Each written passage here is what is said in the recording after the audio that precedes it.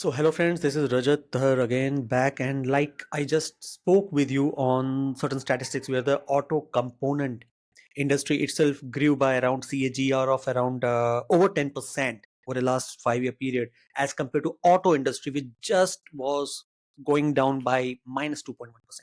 So now the question arises how it could happen that the auto industry, that means cars, they are not growing at such a pace. They are in having a negative CAGR for the last 5 years, where the auto components are actually growing by over 10%.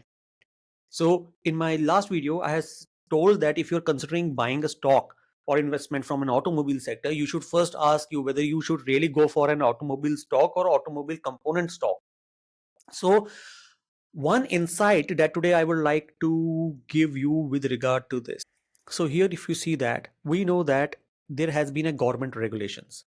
So what government regulations had happened? If you see in October 2015, they were saying, okay, you should have an ABS and there should be a speed limiting device. And who provide this? Auto component manufacturers. Now this had to be in all subsequent auto releases. Then BS4 emission norms came for all segments except tractors.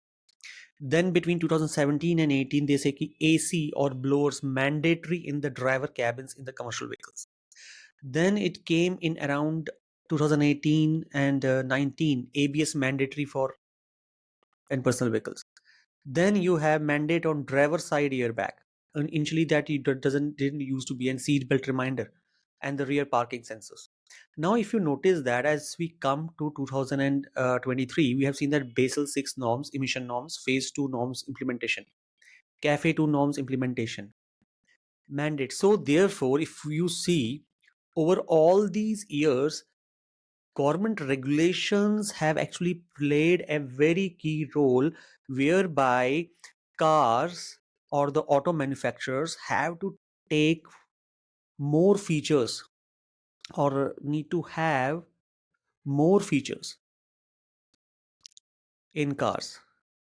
So therefore, auto component manufacturers come into picture, and that is why they have actually made money more than the automobile sector players itself. So therefore the component manufacturers made more money than the cars, because while the number of cars were being sold, components were being sold, but there had been an incremental increase in the number of extra components that were to be provided with each iteration over the number of years. So if the 100 cars were being sold, the 100 cars were being sold, but then there were 5 different more attributes that were coming over to be implemented into the car. So therefore, while the a car manufacturer was selling 5 cars, but the auto component manufacturer was actually, instead of giving 10 components, was now giving 15 components.